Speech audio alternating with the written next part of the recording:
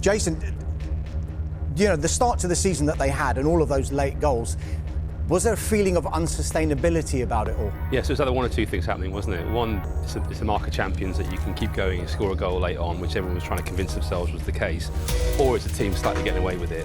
And I was at quite a few of those games, and even that first game against Bournemouth, they were actually quite lucky to win that match. There was a bit of alarm bells ringing then about that, and obviously they did fantastically well to go and win so many games late on, but actually in the last week, maybe that's been balanced out a little bit by the reality of the fact that this is a team in transition. They've done a very bold summer. They've made a huge number of changes. It's clearly Arne Slot and Michael Edwards and Richard Hughes putting their mark on the team. This is no longer a Jurgen Klopp side.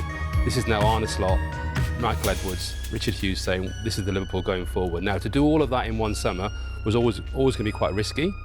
Make so many changes. Although in saying that, the team that started yesterday, most of them were there last season. Only a couple of new players in Kirkez, obviously the goalkeeper they bought anyway. But I think they've also tried to change the style of play, be more expansive, and that's going to make them a little more open as well. So Slot's trying to put his imprint on the team that are champions, and in itself that's quite an interesting experiment to do that. I think it's always going to be a difficult period for them. I think in some ways they did better than we thought by winning those games at the start.